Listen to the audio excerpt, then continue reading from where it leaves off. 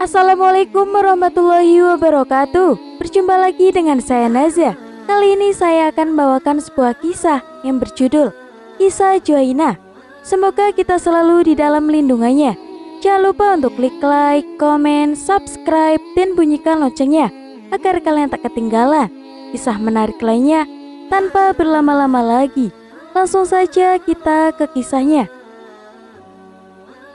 Rasulullah Shallallahu Alaihi Wasallam pernah didatangi seorang wanita berzina meminta hukuman rajam. Setelah meninggal dunia, beliau kemudian menyolatkan jenazah wanita itu. Kisah ini diceritakan Ibnu Watiniyah dalam Nisaul Aulia, kisah wanita-wanita kekasih Allah, dengan merujuk pada riwayat Imam Muslim. Pernah diceritakan, ada seorang wanita dari Juwainah yang datang kepada Rasulullah di dalam keadaan hamil karena ia telah berzina. Lantas ia pun berkata, "Wahai Rasulullah, aku telah melanggar had atau batas, maka tegakkanlah had atau hukuman terhadapku." Kemudian Rasulullah Shallallahu Alaihi Wasallam memanggil salah seorang walinya agar memperlakukannya dengan baik. Lalu beliau pun berkata, "Perlakukan dia dengan baik. Jika ia telah melahirkan maka bawalah dia kepadaku."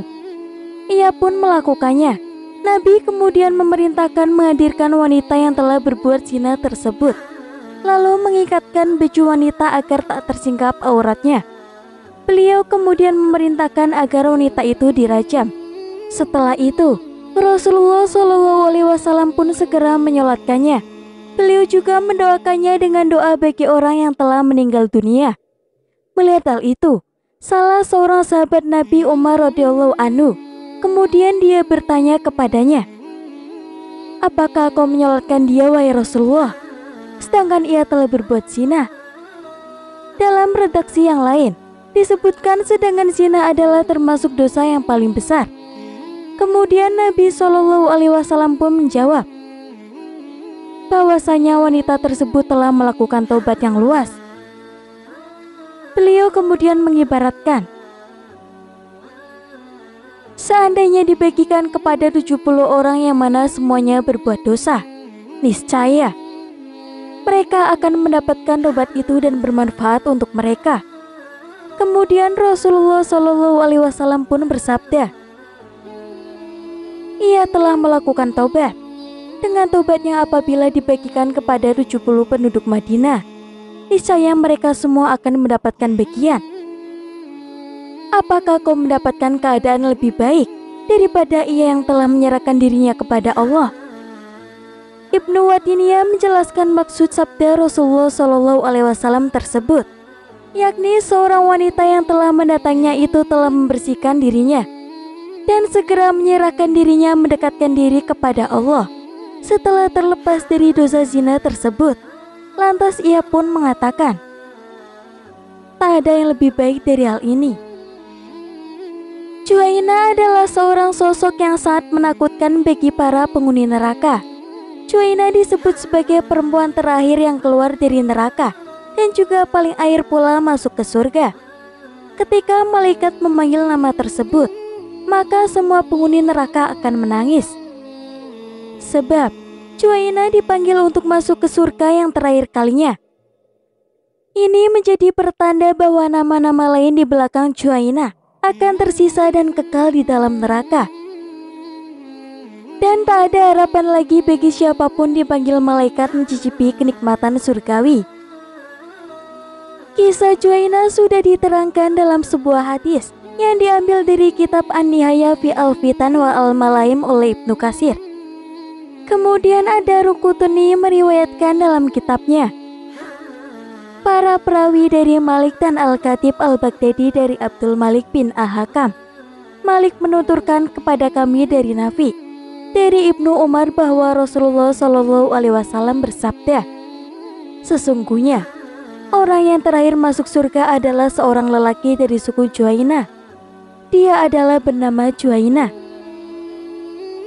Penghuni surga lalu berkata, Juwainah memiliki kabar yang yakin. Tanyakanlah kepadanya, apakah masih ada yang tersisa dari para makhluk. Kemudian riwayat ini oleh Imam Malik dikatakan tidak bisa disandangkan karena tak diketahui oleh para perawinya.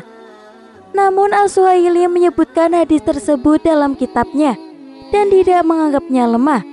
Hanya saja, ia menyebutkan bahwa orang yang terakhir keluar dari neraka bernama Hanat.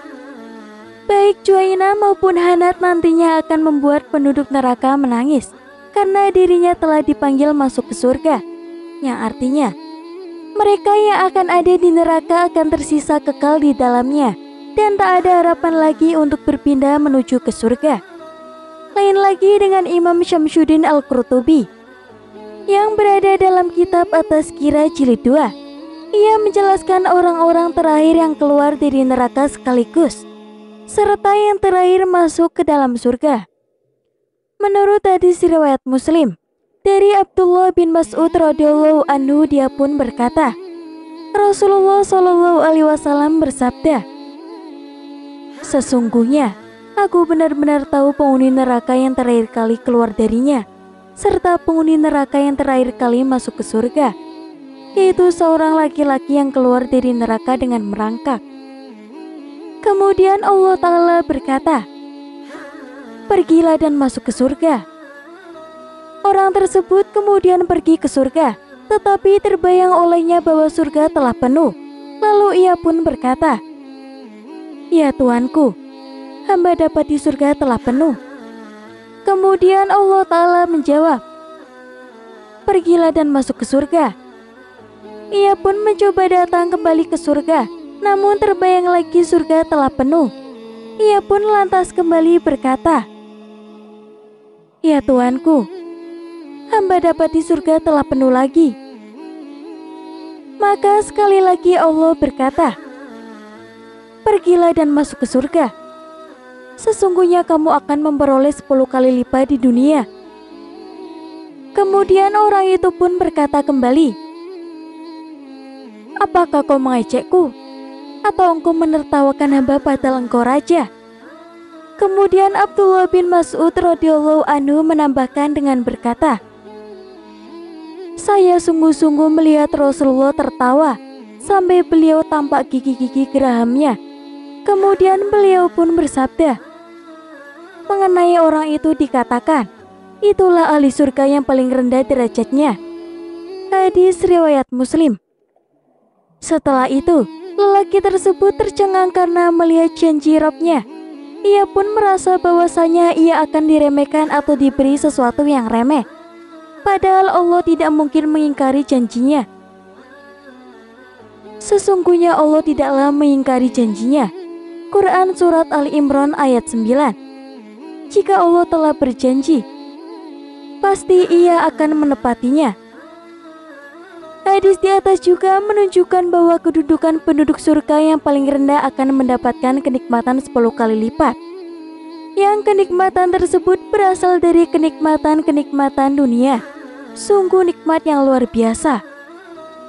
Hadis di atas juga menunjukkan pelajaran bahwa jika orang yang beriman masih memiliki iman walaupun kecil, ketika dia masuk ke neraka, dia tak akan kekal di dalam neraka tersebut. Imam Al-Ghazali bertutur tentang 2 kisah mengenai harapan akan ampunan ilahi yang berada di dalam kitab ia. Kemudian Yahya bin Atstam yang sudah wafat hadir di dalam mimpi sahabatnya. Ditanyakan bagaimana keadaannya, lalu Yahya pun berkata, "Tuhan menyebutkan semua dosaku." Yahya pun ketakutan dan berkata, "Bukankah ada riwayat bahwa engkau seperti dugaan hambamu, dan aku berbaik sangka engkau tak akan menghukumku?" Yahya bacakan sanad riwayat tersebut di depan Tuhan. Tuhan pun segera membenarkan ucapannya. Dan karena berbaik sangka kepadanya itulah, maka Yahya segera diampuni. Lantas dia pun terus menjerit memanggil nama Tuhan. Lantas Jibril pun diperintahkan membawanya kepada Allah. Kemudian Allah pun bertanya, "Bagaimana tempatmu?" "Jelek," jawabnya. Tuhan menyuruh dia kembali masuk ke neraka. Dia pun berjalan keluar dan tiba-tiba membalik badannya kembali kepada Tuhan. Lalu dirinya ditanya, "Kenapa balik badan?" Dia pun segera menjawab, "Karena aku benar-benar berharap Engkau tak akan kembalikan aku ke neraka setelah sejenak aku dikeluarkan." Tuhan lalu perintahkan dia masuk ke surga karena ternyata dia masih punya harapan akan rahmat ilahi. Kemudian para ustadz teruslah menebar harapan akan ampunan ilahi. "Janganlah tutup pintu surga saat kami terus berprasangka baik kepadanya." Manusia akan melewati proses panjang di padang mahsyar. Di padang mahsyar manusia akan menerima catatan amalnya selama di dunia. Kemudian amalannya akan dihitung dan ditimbang. Setelah itu, manusia akan dimasukkan ke surga dan neraka sesuai amalannya selama di dunia. Menurut Habib Hasan bin Ismail Al-Mudor, ada orang yang masuk surga tanpa hisab dan ada pula yang masuk neraka terlebih dahulu. Setelah melewati proses peleburan dosa di neraka, barulah ia dimasukkan ke dalam surga. Tentu orang yang masuk surga adalah orang yang beriman. Itu dikeluarkan dari neraka sama Allah. Semuanya orang yang punya sedikit iman dikeluarkan. Terangnya, manusia yang memiliki iman meskipun hanya secuil akan keluar dari neraka. Habib Hasan menyebut orang yang terakhir keluar dari neraka dan masuk surga adalah Juhainah. Ketika Juhainah keluar dari neraka, berarti tak ada lagi manusia yang keluar dari neraka setelah Juhainah. Berarti dia akan di neraka selama-lamanya dan juga di surga selama-lamanya. Jelas Habib Hasan. Suara angin menerpa dedaunan, mengiringi nafsu buas yang akan mengubah segalanya. Di tengah kesibukan pagi ketika matahari mulai menyinari padang rumput, di luar tenda keluarga Nabi Yakub, Lea kemudian memanggil-manggil nama putrinya Dina. Namun tak ada jawaban. Lea semakin cemas dan kemudian menghampiri Nabi Yakub. "Aku tak menemukan Dina. Sudah kukatakan kepadanya untuk tidak pergi sendiri." Nabi Yakub pun berusaha menenangkan hati Lea. Namun usaha pencarian mereka tak membuahkan hasil. Tidak ada jejak Dina dimanapun. Keputusasaan mulai merasuki hati Nabi Yakub dan juga Lea. Di saat yang sama pula, berita tentang penculikan Dina oleh Sikem mulai tersebar di kalangan masyarakat. Raja Emor sendiri mendengar kabar tersebut dari salah satu penasihatnya. Raja Emor berteriak dengan penuh kemarahan. Ia tahu bahwa perbuatan anaknya itu akan menyebabkan konflik besar dengan keluarga Nabi Yakub. Sementara itu, saudara-saudara Dina yang baru saja pulang dari Padang mendengar kabar mengenai penculikan adik mereka. Mereka semua murka mendengar kabar tersebut. "Kita harus pergi ke istana dan mengambil kembali Dina." Namun sebelum saudara-saudara Dina bisa memutuskan langkah selanjutnya, utusan dari Raja Emor di tenda Nabi Yakub membawa pesan untuk bertemu dengan mereka. Dengan berat hati, Nabi Yakub pun memutuskan untuk bertemu dengan Raja Emor, berharap ada solusi damai untuk masalah tersebut. Kemudian ia pun pergi bersama dengan beberapa putranya menuju istana raja. Di istana di depan raja dan Sikem, Nabi Yakub pun meluapkan ekspresi marahnya. Apa yang dilakukan Sikem tak bisa dimaafkan begitu saja. Namun meskipun tampak menyesal, Sikem tetap pada pendiriannya itu. Sementara itu di balik pintu istana, Dina mendengarkan percakapan tersebut dengan air mata yang mengalir. Hatinya penuh rasa takut, marah, dan juga rasa kebingungan. Bagaimanapun hasil perundingan itu, hidup Dina tak akan pernah sama lagi. Di ruangan perundingan, atmosfer tegang menyelimuti udara. 13 pria termasuk Nabi Yakub dan putra-putranya itu duduk menghadapi Raja Emor dan Sikem. Setelah diskusi panjang, Nabi Yakub pun menawarkan sebuah syarat. "Jika kau benar-benar serius ingin menjadi satu dengan keluarga kami, maka seluruh laki-laki di kota kalian harus disunat sesuai dengan tradisi kami." Raja Emor dan Sikem tampak terkejut. Menjalani sunat bukanlah tradisi mereka, tetapi jika itu adalah harga yang harus ia bayar, maka mereka pun harus mempertimbangkannya. Sikem yang bersemangat untuk membuktikan keseriusannya kepada Dina dan keluarganya. Dengan cepat ia pun menyatakan, "Baiklah, kami akan melakukannya. Seluruh laki-laki kota kami akan disunat." Nabi Yakub pun dengan tatapan tajam berkata, "Jika kau gagal memenuhi janji-janjimu, atau jika ada tipu daya dalam janjimu, maka Allah yang akan membalas apa yang telah kau perbuat kepada putriku." Dengan persetujuan tersebut, kedua pihak sepakat untuk menjalani proses itu. Namun di balik kesepakatan ini, hati para saudara Dina penuh dengan rencana dan keinginan untuk balas dendam. Mereka tak akan dengan mudah melupakan atau memaafkan apa yang telah terjadi pada adik mereka. Sementara persiapan untuk pelaksanaan sunat telah dilakukan, Dina diizinkan kembali ke tenda keluarganya. Sambutan hangat dan pelukan dari keluarganya menjadi obat atas trauma yang baru saja ia alami. Namun meskipun ia berada di tengah-tengah keluarganya, Dina merasakan dirinya seperti orang asing. Di sudut tenda, Simon dan Lewi berbisik-bisik. Walaupun mereka telah menyetujui syarat dari Nabi Yakub, keduanya memiliki rencana sendiri. Keduanya tak bisa menerima Sikem begitu saja, meskipun dengan semua kesepakatan yang telah mereka buat. Ketika mereka lemah setelah proses sunat, itulah saat yang tepat untuk kita bertindak, bisik Simon kepada Lewi. Kita harus memastikan bahwa mereka membayar atas apa yang mereka lakukan kepada Dina. Ini bukanlah hanya soal kehormatan, tapi juga soal keadilan. Sementara itu, di kota Emor berbicara dengan para tetua dan pemimpin tentang keputusan yang telah dibuatnya dan Sikem. Banyak yang ragu, tetapi keyakinan mereka pada kepemimpinan Hemor dan janji prospek perdamaian akhirnya mendorong mereka semua untuk segera menyetujui. Seiring dengan berjalannya waktu, proses sunat pun segera dilaksanakan. Sebuah kepercayaan baru dan harapan perdamaian tampaknya mulai terbentuk. Namun tak ada yang menyadari bahwa langkah yang diambil dengan harapan baik ini akan menjadi pemicu bagi peristiwa tragis yang akan terjadi selanjutnya. 3 hari setelah proses sunat, seluruh kota berada dalam keadaan lemah dan kesakitan. Para laki-laki yang menjalani prosedur tersebut, termasuk Sikem, terbaring di rumah. Mereka mencoba pulih dari rasa sakit yang sangat mendalam. Saat matahari mulai terbenam, Simon dan Lewi yang baru berumur 14 dan 13 tahun, mereka kemudian memasuki kota dengan hati penuh amarah dan dendam. Para penjaga kota yang seharusnya mengawasi keadaan terlalu lemah untuk bertugas dengan baik, sehingga kedua saudara itu bisa masuk tanpa terdeteksi. Mereka bergerak cepat memasuki rumah demi rumah, menghabisi setiap laki-laki yang mereka temui. Teriakan dan jeritan memecah keheningan malam.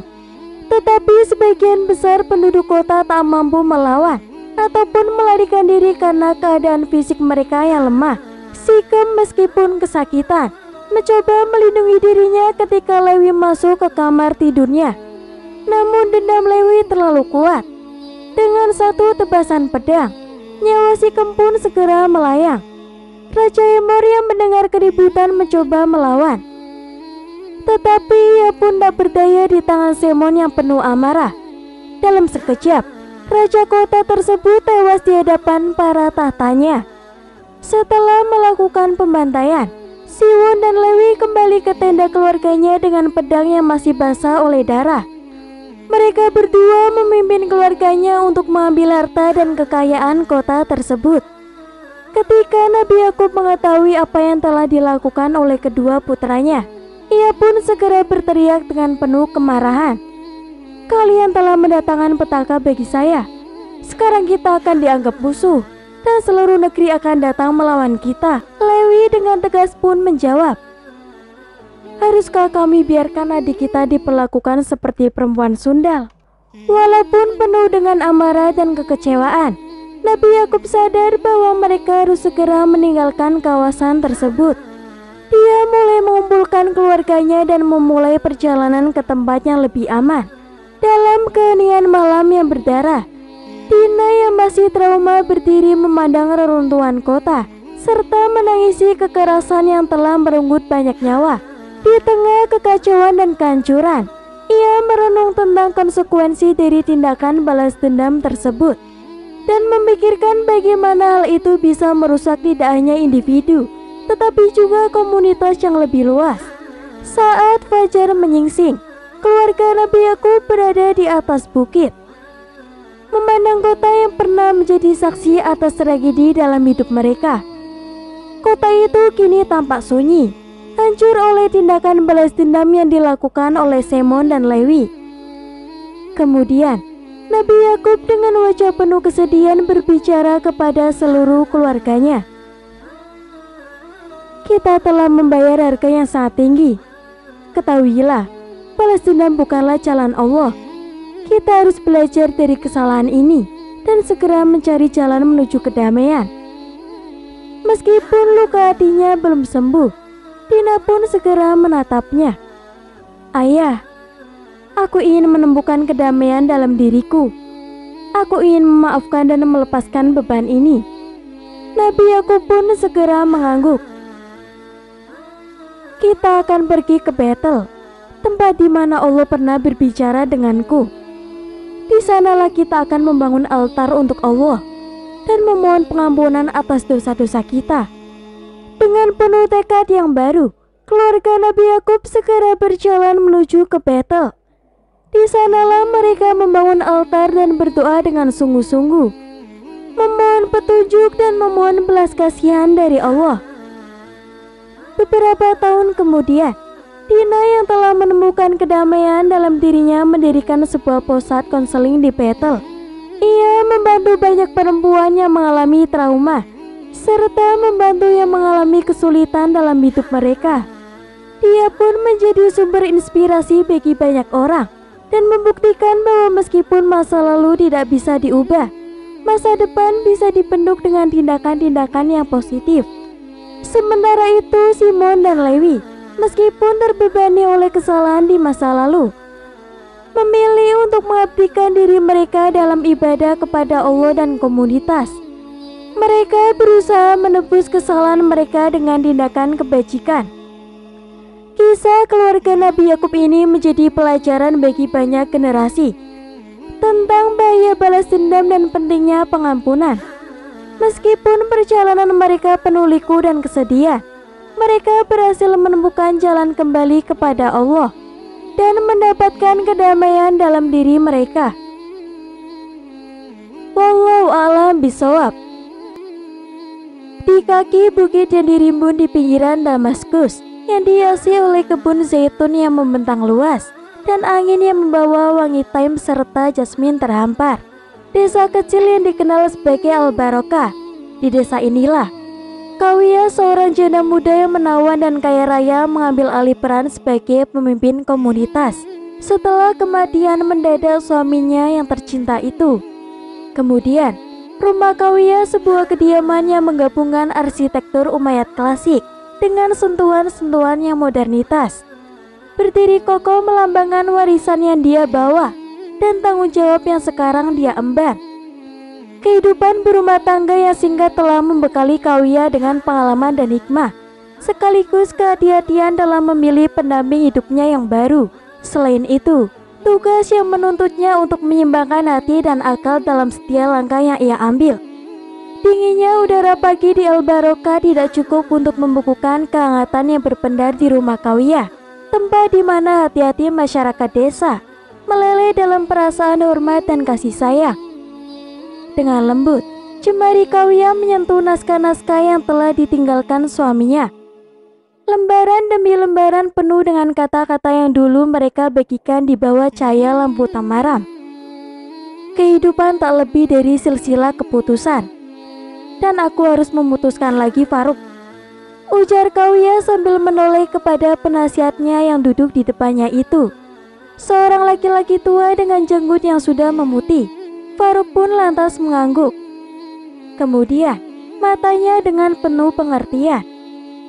Sungguh Kawiya, kau sekarang adalah tinta bagi lembaran hidupmu sendiri. Pilihlah dengan bijak sebagaimana sang Nabi pernah berkata, Pilihlah untuk anak-anakmu, pilihlah dengan bijak. Kauya yang menarik nafas dalam-dalam, membiarkan udara dingin mengisi dadanya itu. Tetapi bagaimana Faruk? Bagaimana menemukan seseorang yang dapat aku percaya? Tidak hanya untuk menyertai jalan hidupku, tetapi juga untuk bersama-sama melayani umat ini. Faruk kemudian menyilangkan tangannya dan berkata, dalam riwayat sejarah kita, banyak wanita yang menghadapi pilihan serupa. Mereka mencari kualitas-kualitas yang mereka nilai keberanian, kebijaksanaan, dan juga keimanan. Bukankah itu terlalu idealis, Faruk? Apakah di zaman sekarang ini ada pria seperti itu? Tanya Kauya. Keraguan memudarkan sejenak cahaya yang biasanya kuat di wajahnya itu. Ya Kauya, keperkasaan seorang pria tidak terukur dari hartanya atau penampilannya, tetapi dari keteguhan hati dan ketulusan niatnya itu. Jawab Faruk seraya matanya menatap jauh, seolah-olah merenungi keperkasaan yang telah lama hilang. Mendadak Kauya bangkit berdiri seolah-olah sebuah ide cemerlang baru saja menyambar pikirannya. Kita akan menguji mereka, Faruk. 10 tantangan untuk menemukan keperkasaan yang kita cari. Akan kita lihat siapa di antara mereka yang paling layak. Faruk pun tersenyum, sebuah senyum yang menyejukkan hati Kauya. Maka biarlah menjadi penilaian yang adil. Semoga Allah memberkati niatmu, Kauya. Dengan tekad yang telah diperbarui, Kauya memerintahkan surat-surat undangan yang disiapkan, mengumumkan tantangan yang akan menjadi penentu bagi pilihan hidupnya. Berita tentang tantangan Kauya beredar dengan cepat, secepat debu yang dikejar angin gurun, membangkitkan rasa penasaran dan ambisi di kalangan para pemuda desa, dan bahkan di desa-desa yang jauh dari luar Al-Barokah. Malam itu, di bawah selimut bintang yang menghiasi langit, Kauya berdoa dalam kesunyian di kamarnya, memohon petunjuk pada Yang Maha Kuasa. Di luar sana, 10 hati berdebar menanti fajar yang akan membawa mereka kepada jalan takdir yang akan belum terukir. Pada hari itu, matahari terbit dengan membawa janji baru bagi penduduk Al-Barokah. Alun-alun desa yang biasanya sepi berubah menjadi arena yang dipenuhi oleh riuh rendah suara dan langkah kaki para calon yang telah terpanggil oleh tantangan Kauya. Tenda-tenda telah didirikan, dan tiap-tiap tenda mengibarkan bendera yang menandakan asal-usul para peserta. Ada yang dari pedagang kaya hingga ulama terhormat, masing-masing dengan cita-cita dan ambisi yang membara di dalam dada. Kemudian, Kauya berdiri tegap di balkon rumahnya itu, memperhatikan kerumunan dari kejauhan.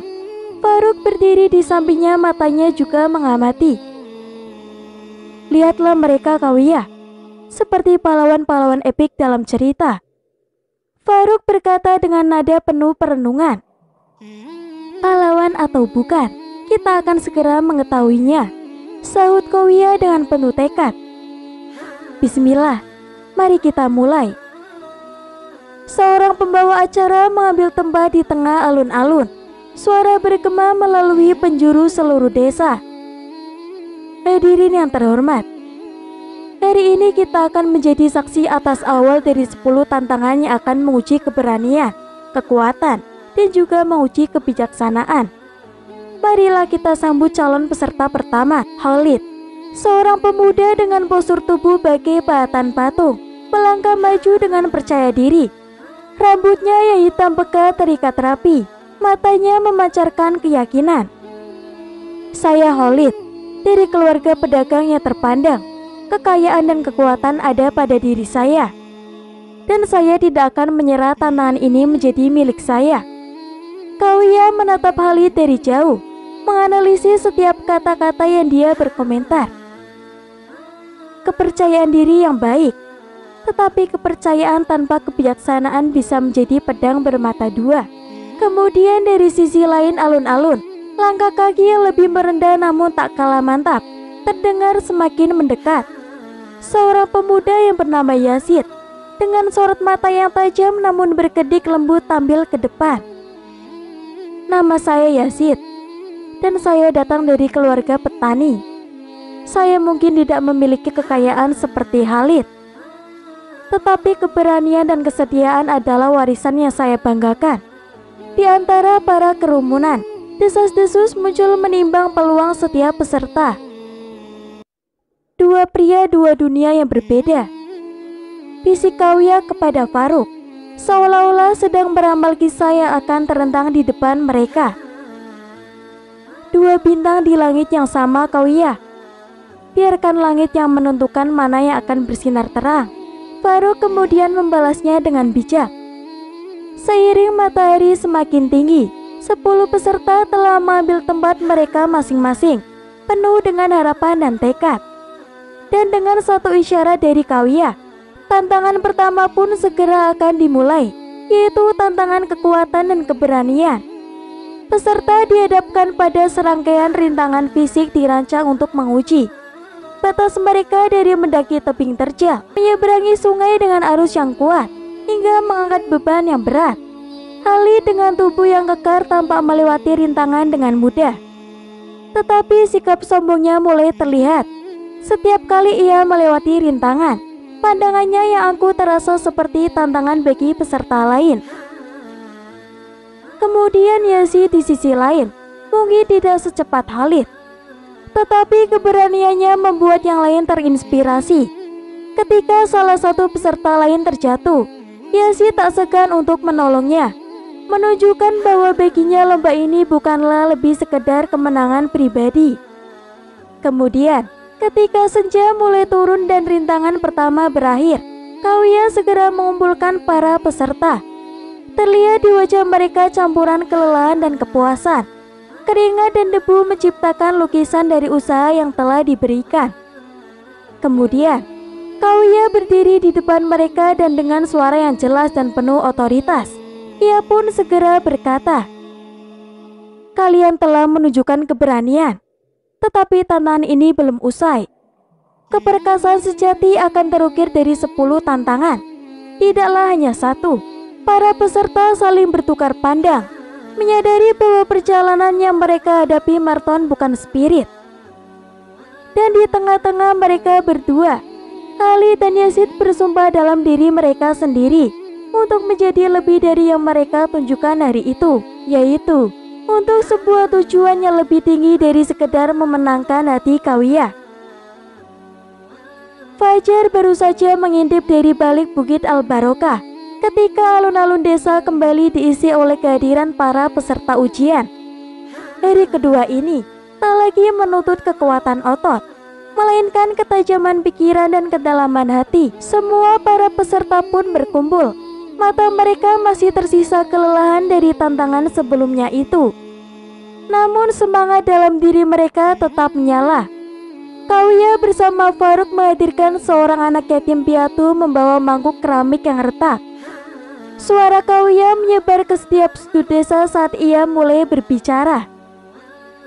Pagi ini tantangan kalian adalah untuk memutuskan bagaimana memperbaiki mangkuk retak ini dengan cara yang paling bijaksana. Ingatlah, tidaklah selalu emas yang dapat memperbaiki keretakan. Para peserta kemudian mengelilingi mangkuk itu, matanya mengerjap memikirkan jawabannya. Kemudian Khalid pun maju yang pertama. Mangkuk ini harus dibuang dan diganti dengan yang baru. Bukan hanya fungsi yang penting, tetapi juga keindahan. Seorang wanita tua dari kerumunan berkata dengan suara serak. Tetapi apakah bukan pelajaran yang lebih baik untuk memperbaiki yang rusak daripada selalu menggantinya dengan yang baru? Khalid memandang wanita itu lalu tanpa kata beranjak ke belakang. Yazid dengan langkahnya yang tenang mendekati mangkuk, memeriksa dengan hati-hati dan berkata, "Setiap retakan ini menceritakan sebuah kisah. Mari kita perbaiki dengan emas, agar kita selalu mengingat bahwa dalam keretakan pun ada keindahan-keindahan dan pelajaran." Kauya tersenyum dengan samar. Metode kintsugi dari Jepang, yaitu memperbaiki keramik dengan emas, sebuah simbol bahwa kekurangan terdapat keindahan dan kesempurnaan yang terletak dalam penerimaan dan perbaikan, bukan di dalam keburukannya. Yazid pun kemudian mengangguk. Memahami bahwa ia telah menangkap inti dari apa yang Kawiya cari dalam tantangan itu, Farik pun kemudian berbisik kepada Kawiya. Yazid memiliki kebijaksanaan yang luar biasa. Tapi apakah ia mampu mempertahankannya dalam tantangan yang akan datang? Kawiya pun menjawab dalam bisikan yang hanya bisa didengar oleh Faruk. Kita akan melihat. Sejauh ini ia telah menunjukkan kedalaman yang tidak saya harapkan. Tantangan pun berlanjut, dengan para peserta lainnya memberikan jawaban mereka. Ada jawaban yang menawarkan solusi pragmatis. Ada pula yang terlalu fokus pada nilai estetika. Satu demi satu mereka pun mulai berbicara. Dan satu demi satu Kawiya pun mendengarkan dan kemudian menggali kedalaman karakter mereka melalui kata-kata yang mereka ucapkan. Saat matahari mencapai puncaknya, Kawiya kembali berdiri di depan kerumunan itu. Hari ini kalian semua telah menunjukkan bahwa kebijaksanaan tidak hanya terletak pada apa yang tampak di depan mata, melainkan pada apa yang dirasakan oleh hati. Terima kasih telah memberikan pemikiran kalian. Istirahatlah, karena esok hari tantangan akan menjadi lebih berat. Kita akan menguji kerendahan hati dan kemampuan untuk melayani sesama. Sekali lagi para peserta meninggalkan alun-alun. Kali ini dengan pertanyaan yang berbeda terukir di dalam pikiran mereka. Apakah mereka siap untuk menunjukkan sisi terendah dari diri mereka? Ataukah sisi yang mungkin belum pernah mereka akui kepada diri mereka? Dan di kejauhan Kawiya berdiri memandang, membiarkan sinar matahari sore membingkai siluetnya, seolah-olah ia adalah penjaga atas hikmah dan juga tradisi yang sedang ia cari kembali oleh desa Al-Barokah. Mentari pagi yang hangat membanjiri jalan-jalan desa dengan cahaya emas. Namun tantangan hari ini tidak akan diukur oleh kehangatan ataupun sinar, melainkan oleh kelembutan dan kerendahan hati. Kemudian para peserta pun semuanya berkumpul. Wajah mereka mencerminkan kepenasaran dan sedikit kecemasan. Bertanya-tanya apa yang akan diminta dari mereka hari ini. Kawiya dengan penuh martabat berjalan keluar dari kediamannya bersama Faruk, membawa keranjang, menu roti dan beberapa karung biji-bijian. Hari ini kalian akan melayani penduduk desa ini. Kalian akan memberi makan yang lapar, mendampingi yang kesepian, dan juga mendengarkan cerita mereka. Kalian tidak akan memberi mereka uang ataupun janji, tetapi akan memberikan mereka waktu, perhatian, dan juga pengabdian. Para peserta pun saling berpandangan. Beberapa terlihat bingung, yang lainnya, termasuk Khalid dan Yazid, tanpa merenungkan makna sejati di balik kata-kata Kawiya. Khalid yang selalu berusaha menonjol merasa agak terhina. Memberi makan dan mendengarkan bukanlah itu pekerjaan untuk membantu, dan bukanlah itu untuk calon suami seorang janda kaya. Tetapi ia tahu, tidak ada pilihan lain selain patuh.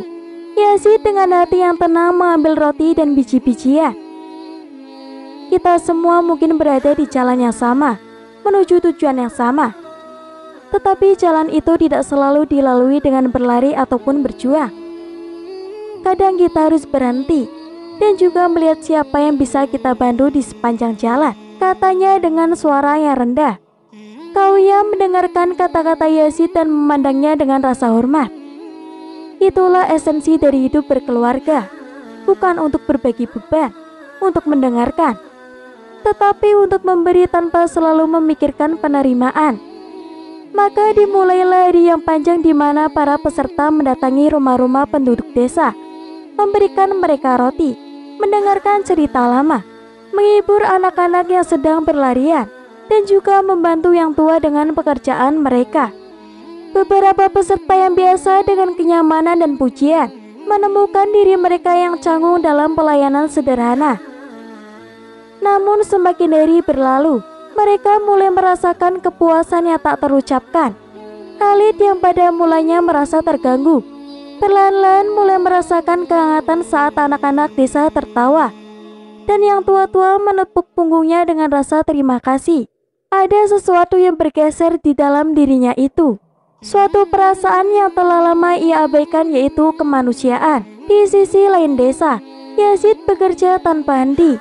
Dia tidak hanya memberi tapi juga belajar setiap wajah, setiap cerita, menambah kedalaman pada pandangannya tentang kehidupan dan cinta.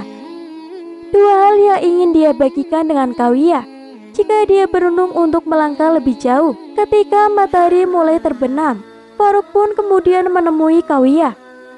Hari ini mereka akan diuji dalam kepemimpinan dan juga kemampuan untuk membuat keputusan yang adil dan bijaksana. Kawiya bersinar dalam balutan hijabnya yang lembut, berdiri di tengah kerumunan.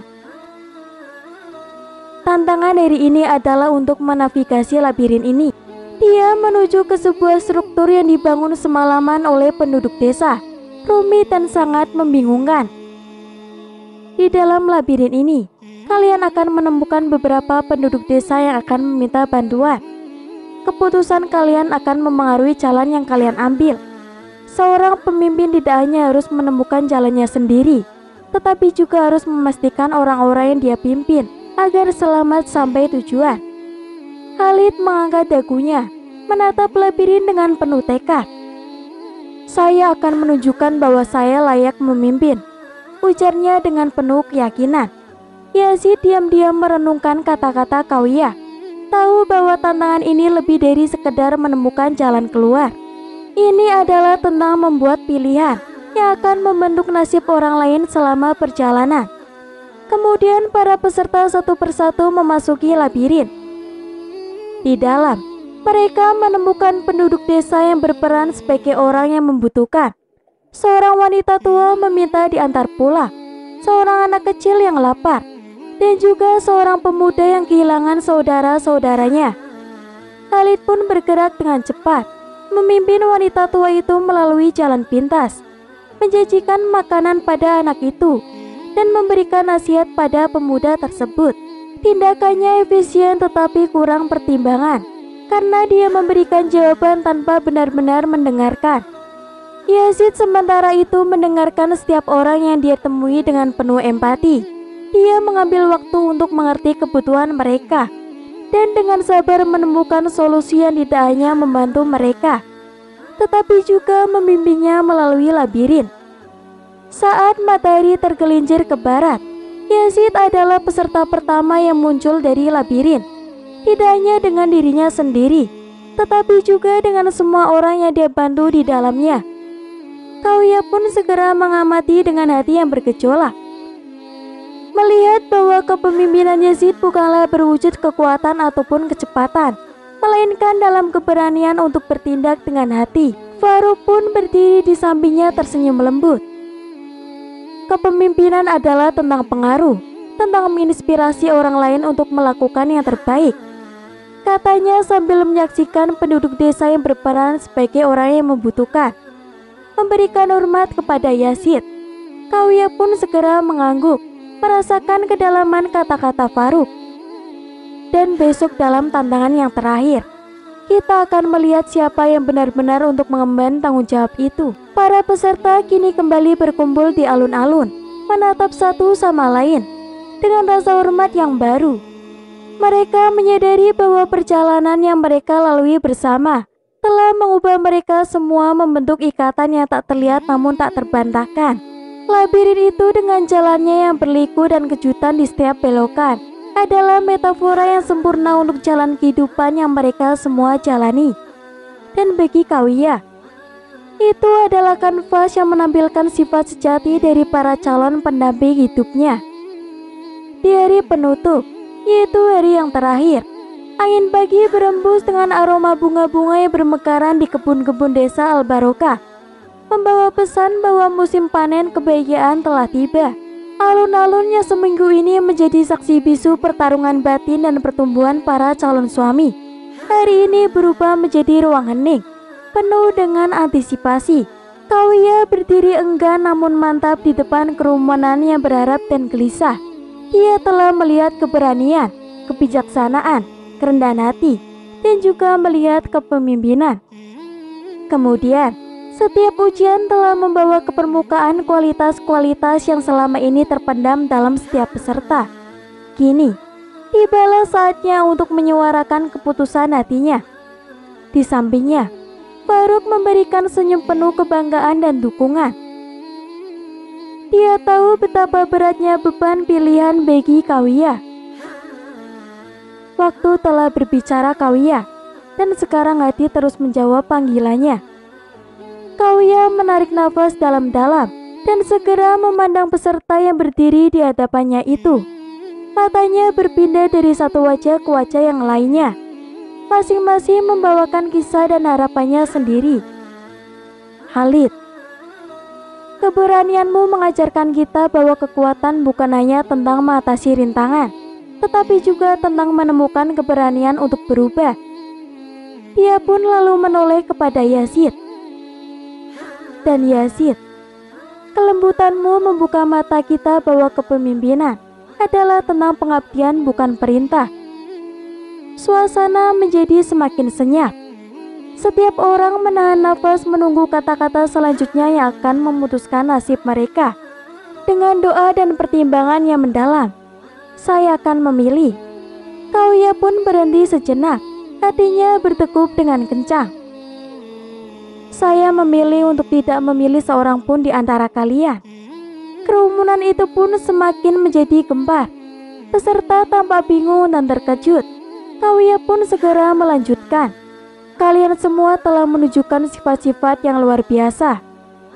Namun cinta dan pernikahan tidak bisa ditentukan oleh tantangan. Cinta harus datang dengan ringan dan bebas bukan karena kemenangan. Dia pun menatap mereka dengan kelembutan. Setiap dari kalian yang layak mendapatkan cinta yang tulus, yang bukan karena terbaik dalam ujian, tetapi karena kecocokan hati. Kerumunan itu pun semakin menggembar. Peserta tampak bingung dan terkejut dengan pengumuman Kawiya. Reaksi dari peserta tidak seperti yang diharapkan oleh Kawiya. Khalid, tanpa sepatah kata pun meninggalkan kerumunan dengan langkah lebar dan kepala tertunduk, seolah-olah menolak mengakui apa yang baru saja terjadi. Yang lebih mengejutkan lagi, Yazid yang selama ini menjadi simbol ketenangan dan kebijaksanaan, tanpa tidak bisa menahan kekecewaan yang mendalam. Dengan wajah yang merah padam, ia pun berbicara dengan suara yang keras dan tajam. Apa ini seminggu penuh kebohongan? Para peserta lainnya dipicu oleh reaksi Yazid yang memulai cacian mereka sendiri. Mereka merasa seperti para pion dalam permainan yang tak akan mereka mengerti. Mereka dibiarkan melayang dalam kebingungan dan rasa terhianati. Udara yang tadinya penuh dengan harap dan antisipasi, sekarang terasa berat dengan rasa pengkhianatan. Kawiya meski terguncang tetap berdiri dengan penuh martabat. Saya memahami kekecewaan kalian, ujarnya. Suaranya terdengar tegas meskipun hatinya bergetar. Pengumuman ini sebenarnya hanyalah ujian terakhir yang belum kalian sadari, dan kalian semua gagal melewatinya. Semua mata pun tertuju kepadanya, sebagian dengan amarah, sebagian lagi dengan kebingungan. Kawiya pun segera melanjutkan. Cinta sejati bukanlah hanya tentang menerima kebaikan hati seseorang saat segala sesuatunya berjalan dengan baik. Cinta itu tentang tetap berada di sisi seseorang saat hati berubah pikiran, saat keadaan tidak seperti yang ia harapkan. Cinta itu tentang kekuatan untuk menerima perubahan dan keputusan yang tak terduga. Kerumunan itu pun tiba-tiba menjadi sepi. Seakan kata-kata Kawiya menyeruak masuk ke dalam pikiran setiap orang yang hadir. Kawiya melihat ke arah Yazid yang kini tampak bertarung dengan perasaannya sendiri. Yazid, aku tahu kemarahanmu. Namun cinta yang kita idam-idamkan adalah cinta yang akan bertahan saat kita tidak mendapatkan apa yang kita inginkan. Itu adalah cinta yang akan menerima keputusan pasangan, meskipun itu berarti berpisah. Yazid pun kemudian menundukkan kepalanya. Rasa kebingungan dan penyesalan terukir di wajahnya itu. Kawiya pun segera mendekatinya dan berkata dengan lembut, apa yang kau tampilkan hari ini adalah sisi manusiamu, dan itu tidak mengurangi apapun dari kebijaksanaan yang telah kau tunjukkan sebelumnya. Kita semua adalah manusia biasa, dan kita semua memiliki momen saat emosi mengambil alih. Tetapi apakah kau bisa menerima dan tumbuh dari ini? Itulah makna cinta sejati. Kesenyapan itu pecah ketika Faruk yang selama ini mendukung. Kau yang berkata kita semua mencari cinta yang mampu bertahan. Kita ingin dipilih, tentu saja. Tapi lebih dari itu, kita ingin diterima sepenuhnya, baik dari kelebihan maupun kekurangan dan keputusannya mungkin kita tidak mengerti. Para peserta mulai memahami bahwa ini adalah ujian paling nyata dari semuanya. Ujian tentang penerimaan, keikhlasan, dan kemampuan untuk mempertahankan cinta di tengah ketidakpastian. Mereka yang tadinya mencemooh, kini mereka menundukkan kepalanya. Kemudian merenungi apa yang sebenarnya dicari oleh hati mereka. Kauya dengan tenang mengakhiri keheningan. Mungkin tidak ada di antara kalian yang akan menemani saya di masa depan. Namun percayalah, bahwa ujian ini telah membantu kita menemukan kekuatan dan kelemahan kita. Dan mungkin akan membuat kita lebih siap untuk cinta yang akan kita nantikan.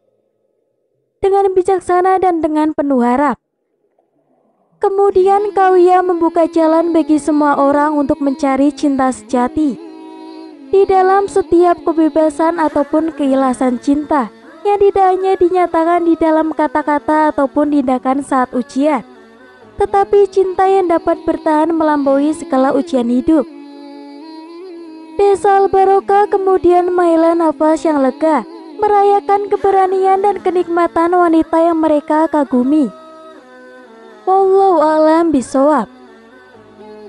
Cukup sekian kisah yang dapat saya sampaikan. Semoga bermanfaat dan memberi pelajaran bagi kita semua. Akhir kata, wassalamualaikum warahmatullahi wabarakatuh.